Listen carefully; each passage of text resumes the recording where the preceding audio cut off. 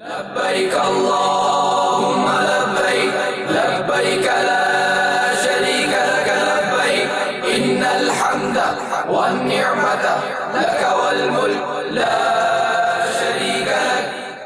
अऊज़ु बिल्लाहि मिनश शैतानिर रजीम।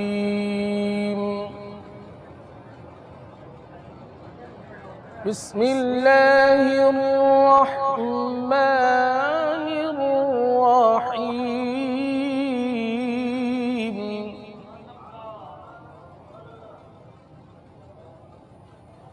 वइज़ जअलनल बैत मसाबतन लिन्नासि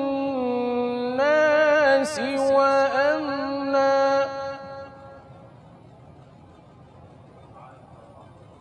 वत्तखिज़ू मिन मक़ामि इब्राहीम मुसल्ला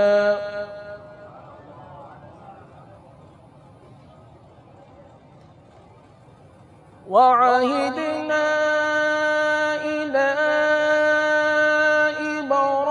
इब्राहीम व इस्माईल अन तह्हिरा बैतिय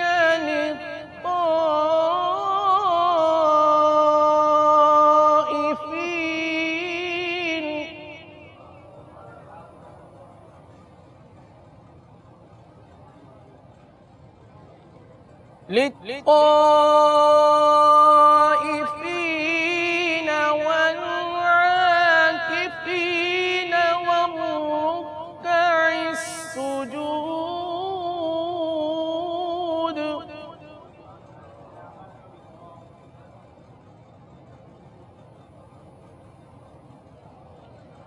وإذ قال إبراهيم رب اجعل هذا بلدا آمنا وارزق أهله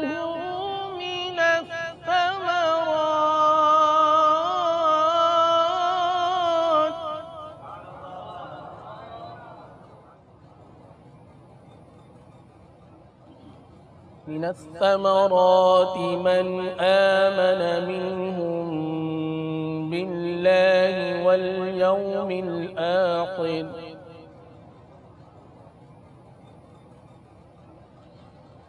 قال ومن كفر فأمتعه قليلا ثم أضطره إلى عذاب النار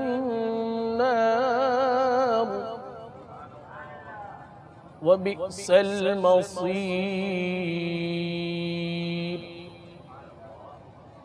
صدق الله العظيم.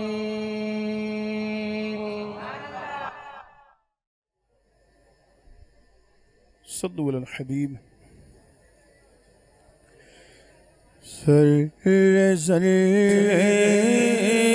पे छाया हुआ नूर है मेरे मीठे मदीने की क्या बात है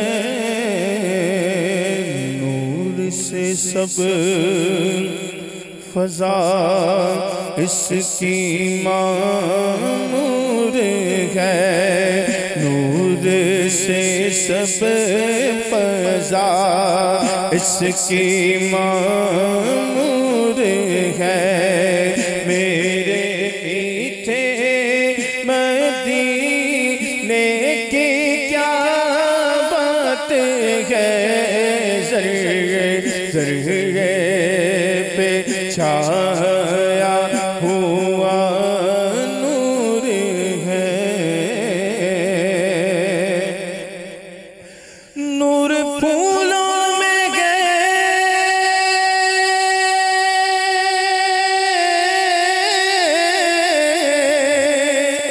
नूर कलियों में है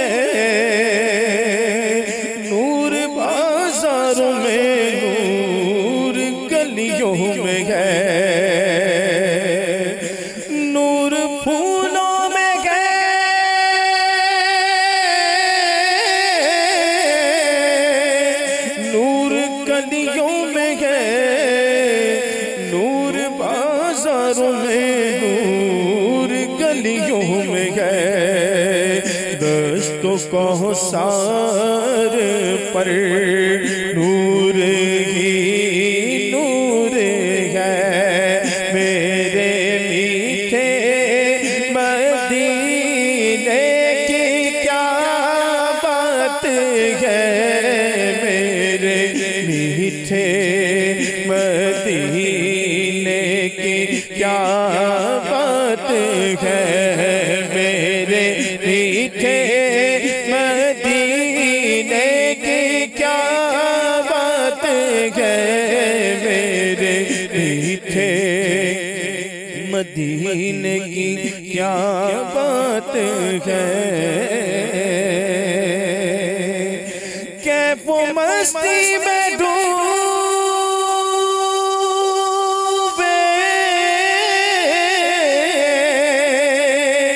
हुए रात दिल, भीनी खुशबू से महके हुए रात दिल। कैफो मस्ती में डूबे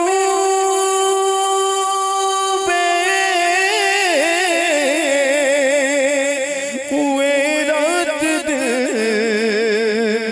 भीनी खुशबू से महके हुए रात दिल। जिसको देखो यहाँ आके मसरूर है, जिसको देखो यहाँ आके मसरूर है। मेरे मीठे मदीने की क्या बात है, मेरे मीठे मदीने की क्या बात है। गमज़दा जो भी दरबार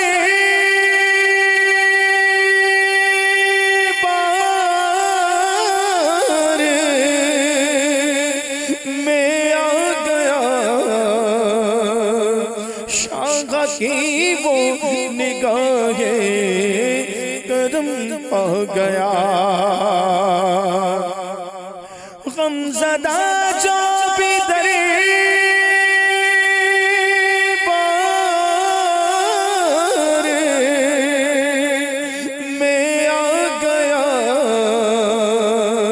शाखा की वो निगाहें करम पा गया, शाखा की वो निगाहें करम पा गया। सारा रंजो उसका काफूर है, बोलो सारा रंजो उसका काफूर है। मेरे मीठे मदीने की क्या बात है, मेरे मीठे मदीने की क्या बात है। मेरे सोहने मदीने की क्या बात है, मेरे मीठे मदीने की बात है। मेरे मीठे मदीने की क्या बात है, मेरे मीठे मदीने की क्या बात है। ये मदीने की को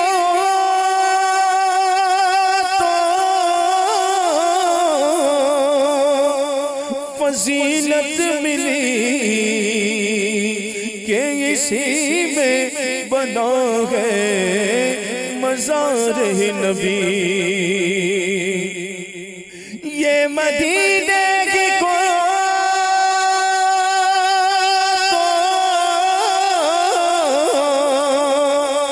फजीलत मिली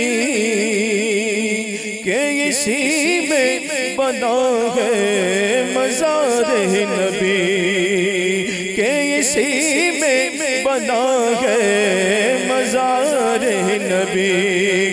गुंबद सब्ज़ हर आँख का नूर है, गुंबद सब्ज़ हर आँख का नूर है, गुंबद सब्ज़ हर आँख का नूर है। मेरे मीठे मदीने की क्या बात है, मेरे मीठे मदीने की क्या बात है। अल्हम्दुलिल्लाह रब्बिल आलमीन वस्सलातु वस्सलामु अला सय्यिदिल मुरसलीन अम्मा बाद फ़अऊज़ु बिल्लाहि मिनश शैतानिर रजीम बिस्मिल्लाहिर रहमानिर रहीम सलातु वस्सलामु अलैका या रसूल अल्लाह व अला आलिका व अस्हाबिका या हबीब अल्लाह सलातु वस्सलामु अलैका या नबी अल्लाह व अला आलिका व अस्हाबिका या नूर अल्लाह।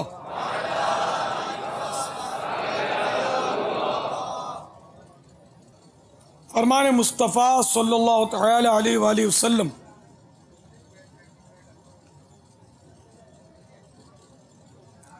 जिसने मुझ पर 10 मरतबा दुरूद पाक पढ़ा, अल्लाह अज़्ज़ा वजल उस पर 100 रहमतें नाजिल फरमाता है। सल्लू अलल हबीब सल्लल्लाहु तआला अला मुहम्मद। जो मुसाफिर नहीं है, अब 15 दिन के लिए मक्के में नहीं ठहरेगा, बल्कि ये पता है कि 15 अगरचे मदीने शरीफ की हाजिरी को देर है, मगर इस दौरान कम अज़ कम यानी कि समझो 1 रात के लिए जद्दा शरीफ जाना है, ताइफ शरीफ जाना है, या किस बेशक मीना में 1 रात गुजारनी है। मीना भी यानी मक्के शरीफ के हुदूद के बाहर अगर 1 रात गुजारनी है उसको, तो अब ये मुसाफिर ही रहेगा। हम इसी तरह करते थे ना, हम तो मतलब आमतौर पे मुसाफिर ही रहते थे, 1 आध रात बाहर रहते थे, मुकीम तो नहीं बनते थे। आप भी नहीं बनते होंगे। फैजान चल मदीना जो ठहरा, इसमें बाबा 13वीं की इज्तिमा होता था जद्दा शरीफ में, और वादिया मिरीख, वो तो बड़ा तारीख है। वादी अत्तार है बाबा, वादी अत्तार है। चलो वादी अत्तार वालों, आपका नाम भी आ गया। वो तो कैसा है तारीखी, बापा बरसती बारिश में हुआ था वो इज्तिमा। सुभान अल्लाह। आज ये मंजूर थे आप उसमें? मरहबा। वादी अत्तार में बहुत जबरदस्त मदनी काम हुआ दानियाल भी थे अल्हम्दुलिल्लाह।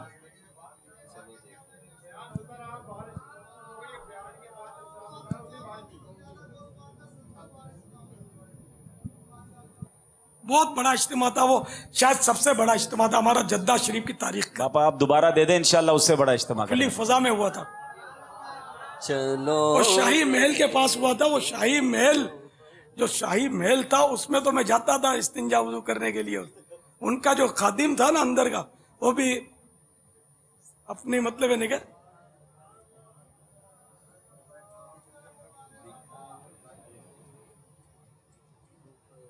सल्लू अलल हबीब सल्लल्लाहु तआला अला मुहम्मद।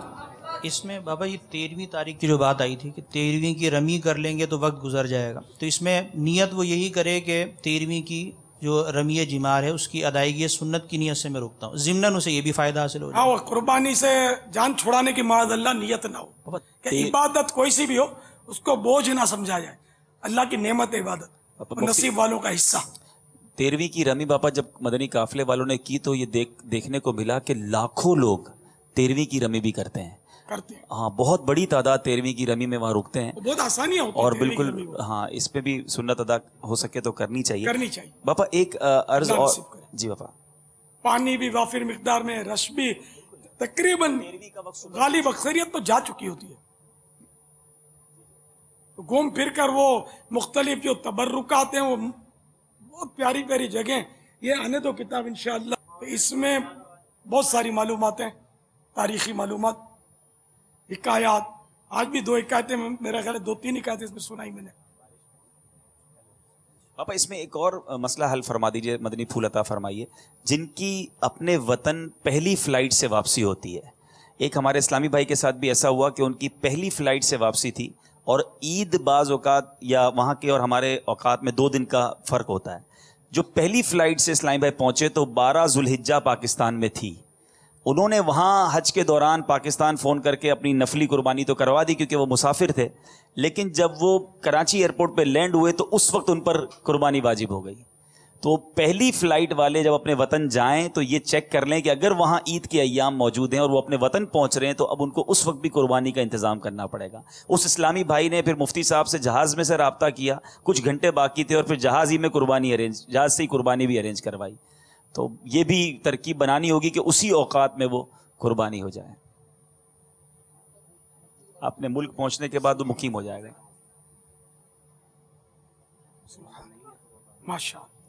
पापा एक और बड़ा मसला है और आज ये गुफ्तगू हो रही है, वो हल हो जाए। ये जो बहुत अच्छी आपने वजाहत की, मिना, अरफात, मुज़दलिफ़ा में कौन मुसाफिर होगा और वो मुसाफिर की नमाज़ पढ़ेगा और कौन मुकीम होगा जो बुरी नमाज़ पढ़ेगा, ये दोबारा नमाज के हवाले से फिर दोहरा दिया जाए। हर बंदा, दूसरा आदमी जो है ना, इस पर कन्फ्यूज़ होता है। कोई मुसाफिर की नमाज़ पढ़ रहा होता है, कोई मुकीम की नमाज़ पढ़ रहा होता है। एक ही खेमे में लोग होते हैं, इमाम साहब कभी मुसाफिर होते हैं, कभी मुक्तदी मुकीम होते हैं, वो आपस में उलझ रहे होते हैं। तो ये थोड़ी सी तरबियत आज हो जाए कि कैलकुलेट किस तरह करें कि हम मुकीम हैं या मुसाफिर हैं। रफ़ीकुल हरमैन में ये मसाइल दिए हुए माशाअल्लाह। इसमें बस वही है कि जो कुर्बानी के ताल्लुक से मैंने अर्ज किया ना, मिसाल बस वही दोबारा दोहरा दूं कि जैसे कि जिनको मक्का मुकर्रमा में 15 दिन नहीं मिले, कम मिले, और कम भी इतने थे कि अगर वो 15 दिन की नियत करता तो नियत तो बातिल है कि इसको तो मीना, अरफात, मुज़दलिफ़ा जाना ही है जो मक्का शरीफ से बाहर है, तो इसलिए उसकी नियत भी वैलिड नहीं है। तो अब जिसको 15 दिन से कम मक्का मुकर्रमा में मिले, मक्का मुकर्रमा में भी ये मुसाफिर है और कसर नमाज पढ़ेगा, यानी ज़ोहर, असर और इशा के जो 4 रकअती फ़र्ज है वो 2 रकअत पढ़ेगा। बाकी सुन्नतें, वित्र, ये सब पूरे ही पढ़ने, मगरिब के 3 पूरे पढ़ने, 4 सुन्नतें हैं उसमें भी कसर नहीं होती, सिर्फ फ़र्ज रकअतों में कसर होती है, वो भी 4 रकअती फ़र्ज में। अब ये क्योंकि 15 दिन उसको मिले नहीं है यहाँ पर, अब ये मीना आ गया, मुज़दलिफ़ा आ गया, अरफात शरीफ आ गया, हर जगह ये मुसाफिर है, इसने कसर पढ़नी है। जिसको मक्का मुकर्रमा में 15 दिन रात, 15 रातें है ना, या इससे ज्यादा मिल गया, 16 मिल गए, 17 दिन मिल गए, तो अब ये मुकीम है। अब ये निकला मीना शरीफ के लिए, मुज़दलिफ़ा के लिए, अराफात के लिए, हर जगह ये मुकीम है और ये यहाँ पूरी नमाज पढ़ेगा। अब आ गया मक्का मुकर्रमा, अब पता चला भाई 7 दिन के बाद सफ़र मदीना इसका, अब ये 7 दिन तक भी यहाँ तो पूरी पड़ेगा।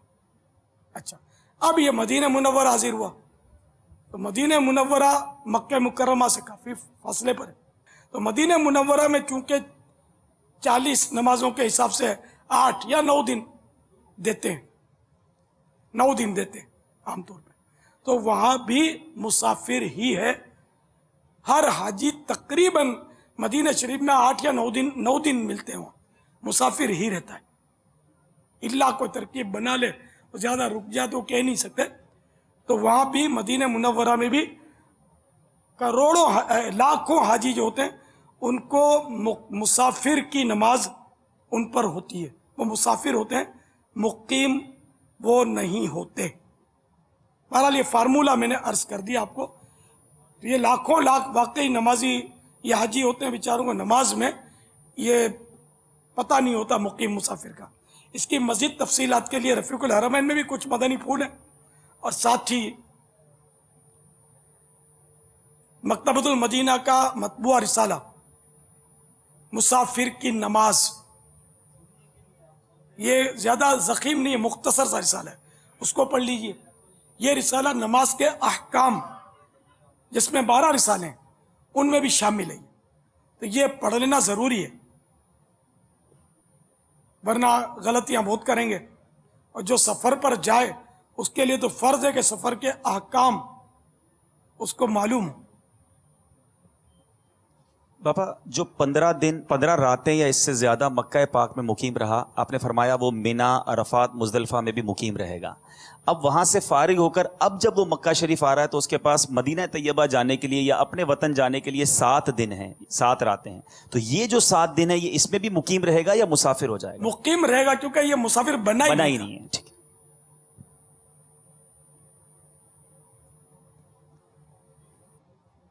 वल्लाहु तआला अअलम व रसूलुहु अअलम अज़्ज़ा व जल्ला व सल्लल्लाहु तआला अलैहि वसल्लम।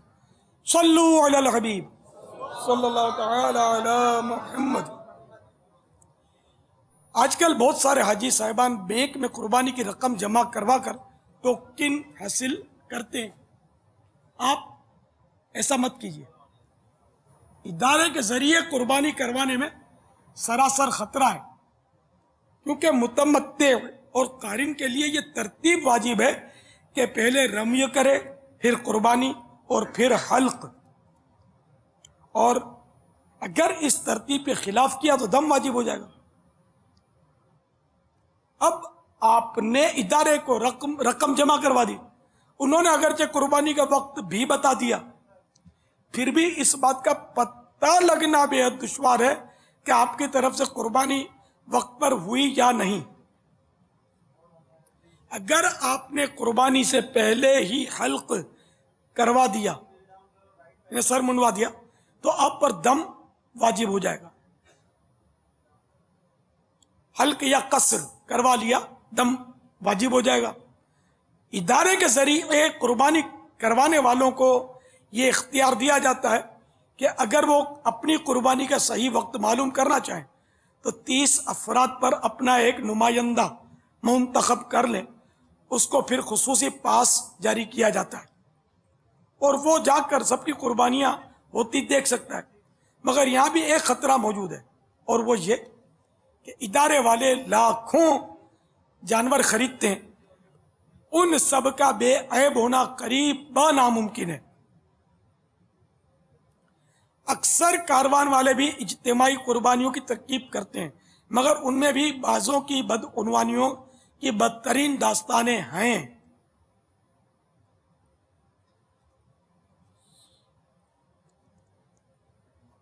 यानी कुर्बानी ताखीर से करना क्या, कुर्बानी करते नहीं है, वो सारे कुर्बानियों के पैसे हाजियों के खा पी जाते हैं। बास कारवान वालों की ये भी दास्तानें सुनने को मिलती। बहरहाल मुनासिब यही है कि अपनी कुर्बानी आप खुद ही करें। सल्लु अलल हबीब।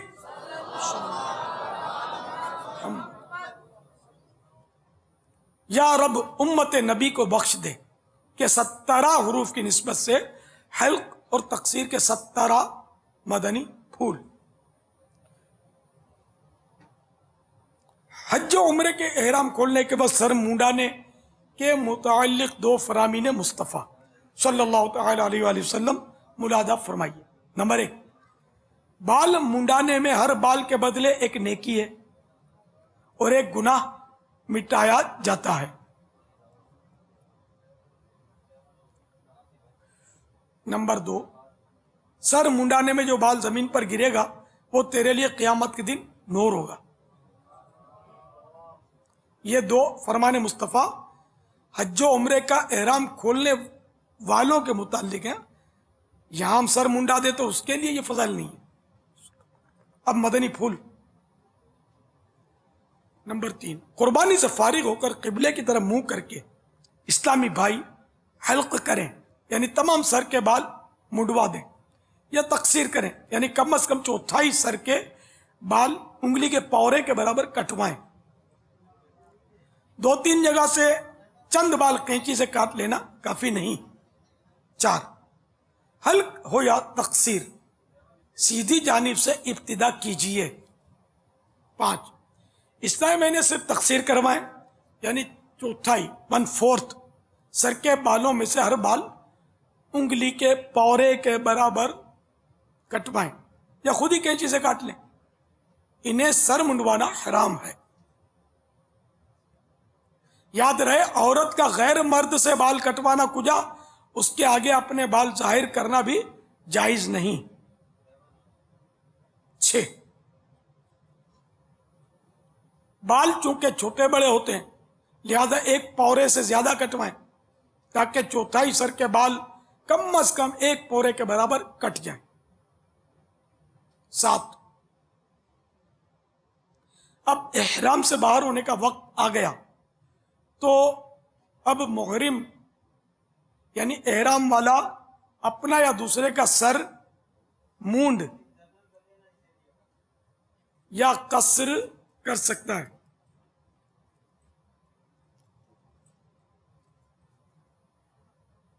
अगरचे दूसरा भी मुहरिम हो। हल्क या तकसीर से पहले अगर नाखून कतरवाएंगे या खत बनवाएंगे तो कफ्फारा लाजिम आएगा। इस मौके पर सर मुंडवाने के बाद मूछे तरशवाना,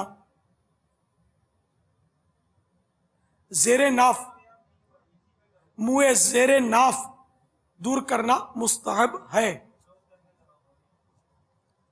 हल्क या तकसीर का वक्त अय्याम नहर यानी 10, 11 और 12 दुल्हिज्जा है और अफजल 10। अगर 12वीं के गुरूब आफ्ताब तक हल्क या कसर न किया तो दम लाजिम आएगा। नंबर 10। अच्छा, ये 10, 11 और 12 गुरूब आफ्ताब तक हल्क या कसर न किया तो दम लाजिम आएगा। तो अब अगर ये गुरूब हो गया आफ्ताब, तो इसका मतलब ये नहीं कि अब हल्क या कसर साकित हो गया, बल्कि करवाना तो अब भी है और हुदूद हरम में ये हल्क या तकसीर करवाई जाएगी। ने हुदूद हरम के बाहर करवाएगा तब भी सजा है।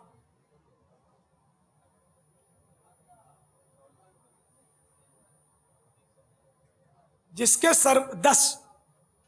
सर पर बाल ना हो, कुदरती गंज हो, उसे भी सर पर उस तरह फिरवाना वाजिब है। 11 अगर किसी के सर पर फुड़ियां हो जिनकी वजह से मुंडवा नहीं सकता और बाल भी इतने बड़े नहीं कि कटवा सके, तो इस मजबूरी के सबब उससे मुंडवाना और कतरवाना साकित हो जाएगा। उसे भी मुंडवाने और कतरवाने वालों की तरह सब चीजें हलाल हो गई, मगर बेहतर यह कि अय्याम नहर खत्म होने तक बदस्तूर इहराम में रहे। 12 हल्क या कसर मिना शरीफ में सुन्नत है, जबकि हुदूद हरम में वाजिब। अगर हुदूद हरम से बाहर किया तो दम वाजिब होगा।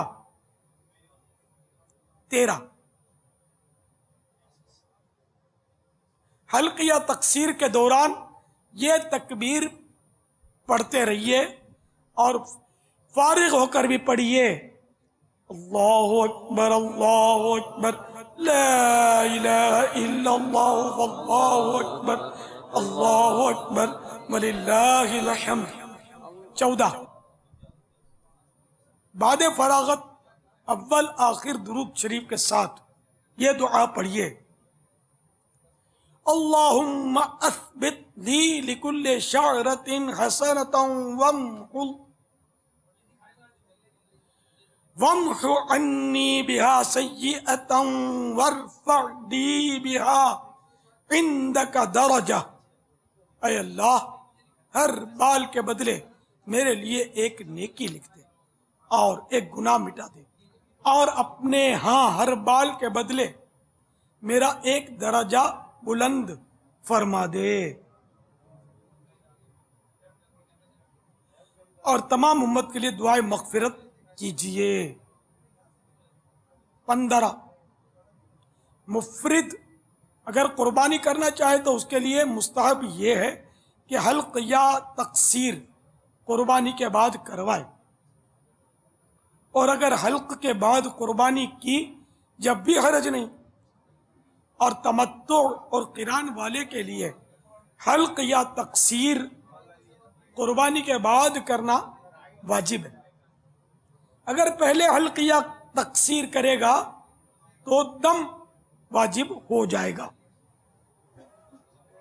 16 बाल दफन कर दें और हमेशा बदन से जो चीज बाल, नाखून, खाल जुदा हो दफन कर दिया करें। 17 हल्क या तकसीर के बाद अब औरत से सोहबत करने, शाहवत उसे हाथ लगाने, बोसा लेने, शर्मगाह देखने के सिवा जो कुछ इहराम ने हराम किया था सब हलाल हो गया। सल्लु अलल हबीब सल्लल्लाहु तआला अला मुहम्मद। काबे का तवाफ के 10 हुरूफ की निस्बत से तवाफ ज़ियारत के 10 मदनी फूल। नंबर 1 तवाफ ज़ियारा को तवाफ इफ़ाज़ा भी कहते हैं। यह हज का दूसरा रुकन है। इसका वक्त 10 ज़ुल्हिज्जतिल हराम की सुबह सादिक से शुरू होता है, इससे कब्ल नहीं हो सकता। इसमें 4 फेरे फर्ज हैं, बगैर इसके तवाफ होगा ही नहीं और हज ना होगा, और पूरे 7 करना वाजिब है। नंबर 2 तवाफ ज़ियारा 10वीं ज़ुल्हिज्जा को कर लेना अफजल है। लिहाजा पहले जमरतुल अक़बा की रम्य, फिर कुर्बानी और इसके बाद हल्क या तकसीर से फारिग हो ले। अब अफजल ये है कि कुछ कुर्बानी का गोश्त खाकर पैदल मक्का मुकर्रमा ज़ादहल्लाहु शरफ़न व ताज़ीमन हाजिर हों, और यह भी अफजल है कि बाबुस्सलाम से मस्जिदुल हराम शरीफ में दाखिल हों। 3 अफजल वक्त तो 10 तारीख ही है, मगर तीनों दिन यानी 12वीं के गुरूब आफ्ताब तक तवाफ़ ज़ियारत कर सकते हैं, क्योंकि 10 तारीख को भीड़ ज़्यादा होती है। लिहाजा अपनी सहूलत को पेश नज़र रखना बहुत मुफीद रहेगा।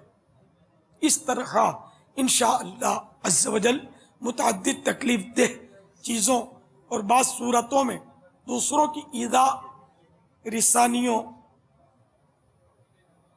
औरतों से गुडमुड होने, उनसे बदन टकराने और नफ्सो शैतान के बेकाने में आकर होने वाले गुनाहों से बचत हो जाएगी। 4 बावुज़ू और सतरे औरत के साथ तवाफ कीजिए। अक्सर ईसाई बहनों की कलाइयाँ दौरान तवाफ खुली होती हैं। अगर तवाफ ज़ियारा के 4 फेरे या इससे ज़्यादा इस तरह किए कि चारुम यानी 1/4 कलाई या चौथाई यानी 1/4 सर के बाल खुले थे तो दम वाजिब हो गया।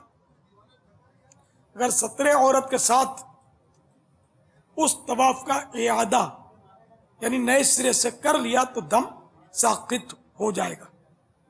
5 अगर कारिन और मुफरिद तवाफ कुदुम में और मुतमत्ते हज का एहराम बांधने के बाद किसी नफली तवाफ में हज के रमल साई से फारिग हो चुके हों तो अब तवाफ ज़ियारत में इसकी हाजत नहीं।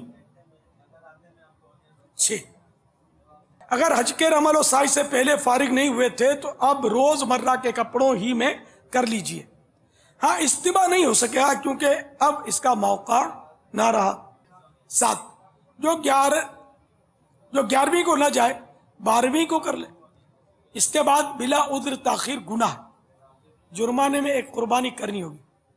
हाँ, मसलन औरत को हैज या निफास आ गया तो इनके ख़त्म के बाद तवाफ करे, मगर हैज या निफास से अगर ऐसे वक्त पाक हुई कि नहा धोकर 12वीं तारीख में आफ्ताब डूबने से पहले 4 फेरे कर सकती है तो करना वाजिब है, ना करेगी गुनाहगार होगी।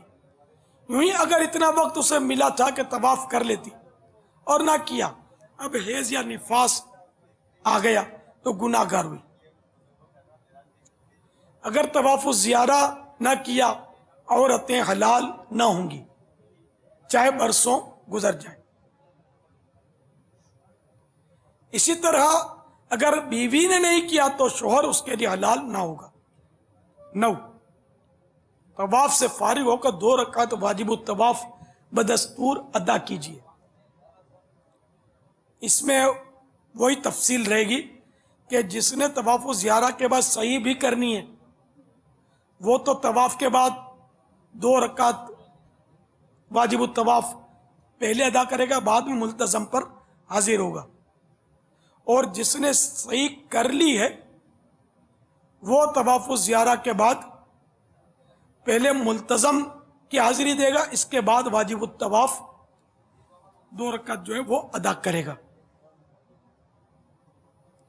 अब आबे जमजम भी खूब पेट भर कर नोश कीजिए। 10 अल्हम्दुलिल्लाह, मुबारक हो कि आपका हज मुकम्मल हो गया और औरतें भी हलाल हो गईं। सल्लू अलल हबीब सल्लल्लाहु तआला अला मुहम्मद। ठहरिए, अभी शैतान की खबर लेनी है, नहीं छोड़ेंगे इसको। तवाफ़ ज़ियारा की शैतान के खिलाफ जंग जारी है इंशाअल्लाह अज़्ज़ व जल। अच्छा, एक वजाहत कर दूं कि जैसे कि बाज़ कारवान वाले वो हज की कुर्बानियों के रकम जमा करके वो बदउनवानियाँ करते हैं, खा पी जाते हैं वगैरह, तो बाज़ अवाम ये समझते हैं कि ये दावत इस्लामी वाले होते हैं। तो कोई कारवान दावत इस्लामी का नहीं है और दावत इस्लामी की तरफ से किसी तरह की इज्तिमाई कुर्बानियों का वहाँ सिलसिला भी नहीं है। अब चंद दावत इस्लामी वाले हज के लिए जाएं और मिलकर कुर्बानी करें वो एक अलग बात है, लेकिन ऐसा कोई सिस्टम वहाँ नहीं है। ये कारवान वाले भी बात ठीक है, दावत इस्लामी से मोहब्बत करते हैं, इमामा भी बांध लेते हैं, लेकिन इसका मतलब ये नहीं कि दावत इस्लामी की तरफ से वो ऐसा हो रहा है। माज़अल्लाह ऐसा नहीं। नहीं, हमारे मदनी मरकज की तरफ से इजाज़त नहीं है, वो करते हैं। तो ये आपके आपस में मेरा ख्याल है मिलजुल कर, जैसे आपका कोई बेटा या भाई काम करता होगा, ये ताल्लुकात ऐसे होंगे कि आप उसमें शामिल हो गए होंगे, ये मिल के आपस में करते होंगे। अच्छा, कारोबार के लिए करते हैं, इमामा पहन लेते हैं, तो ये दावत इस्लामी के लिए नुकसानदेह हरकत है। ये मदनी मरकज की तरफ से इसकी मुमानत है, इजाज़त नहीं है। जो भी ऐसा करते हैं वो दावत इस्लामी के नाम को इस्तेमाल करते हैं, केश करते हैं और बदनाम करते हैं, और उनकी खिदमत में हम अर्ज ही कर सकते हैं कि ऐसा ना करें। अब दुनिया भर में इस्लामी भाई ये बात समझें कि अपने मुंह से कहना कि मैं ये बड़ा काम दावत इस्लामी के प्लेटफॉर्म से कर रहा हूँ, तो हमारी आवाम को चाहिए कि वो क्यों मानती है। जब हमें कोई ऐसे अहम काम करने होते तो ऐसे कई काम है, हमें हर काम का नहीं कहता, कई काम है जिसकी तशहीर हम मदनी चैनल के जरिए कर रहे होते हैं, हमारे निगरान और जिम्मेदार कर रहे होते हैं। कहीं से भी नहीं सुना, कहीं भी नहीं देखा, फिर किसी ने कहा मान लिया, तो इस तरह नहीं चलना चाहिए। और दावत इस्लामी के बहुत सारे जिम्मेदार और कई अरकान शूरा हमें मतलब कि बाआसानी या किसी भी दस्तियाब हो जाते हैं। किसी भी बड़े अहम जिम्मेदार से कोई बात कर ली जाए, इंशाअल्लाह ताला दावत इस्लामी का तरीक़ेकार समझा दिया करेंगे। इतनी बड़ी तहरीक है तो इसमें कहीं कुछ ना कुछ होता रहता है। तो दावत इस्लामी के हवाले से किसी मामले में जहन बनाने से पहले किसी अहम जिम्मेदार से बिलखुसूस अरकान शूरा वगैरह शामिल हैं, इनसे ज़रूर मशवरा कर लिया जाए, पूछ लिया जाए। अब कुर्बानी करने वाले कहते हैं कि हम हाजियों की तकलीफ दूर करना चाहते हैं, उनको सहूलत देना चाहते हैं, ये तो अच्छा ही काम है, और हम ये तो नहीं कहते कि हम दावत इस्लामी की तरफ से कर रहे हैं। अब सर पे इमामा है तो लोग समझ लेते हैं कि हम दावत इस्लामी की तरफ से कर रहे हैं, काम तो जायज़ ही कर रहे हैं। उनको चाहिए कि ऐसे मौके पर या दावत इस्लामी वाला पहचाना जाता है, अपनी बातों से भी पहचाना जाता है। अब अगर कोई अपने तौर पे कर रहा है, एक एक के सामने वजाहत उसको करनी ज़रूरी है कि वो वजाहत करता रहे कि दावत इस्लामी के मरकज़ की तरफ से नहीं है, ये मेरा ज़ाती काम है, ये कम से कम कर दे, मगर करे एक एक से वजाहत, ताकि किसी किस्म की आपकी दावत इस्लामी को नुकसान ना पहुंचे।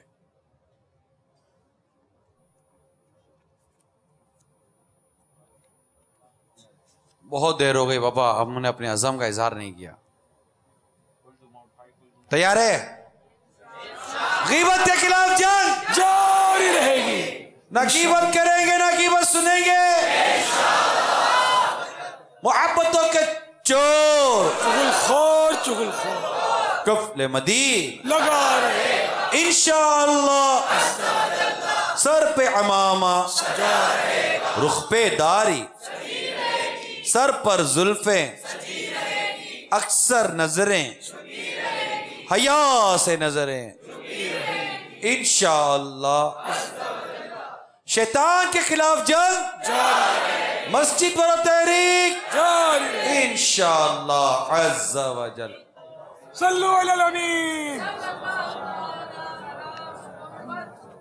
फैज़ान सुन्नत जिल्द अव्वल सफ़हा 176 पर है। हज़रत सैयदना अब्दुल्लाह बिन अम्र बिन आस रज़ी अल्लाह तआला अन्हु फरमाते हैं, जो ये दुआ किसी मजलिस से उठते वक्त 3 मरतबा पढ़े उसकी खताएं मिटा दी जाती हैं, और जो मजलिस खैर व मजलिस जिक्र में पढ़े तो उसके लिए खैर यानी भलाई पर मोहर लगा दी जाएगी। आइए मिलके पढ़ते हैं। सल्लु अलल हबीब सल्लल्लाहु तआला अलैहि वसल्लम। सुब्हानक अल्लाहुम्मा व बिहम्दिका ला इलाहा इल्ला अंता अस्तगफिरुका व अतूबु इलैक। सुब्हानक अल्लाहुम्मा व बिहम्दिका ला इलाहा इल्ला अंता अस्तगफिरुका व अतूबु इलैक।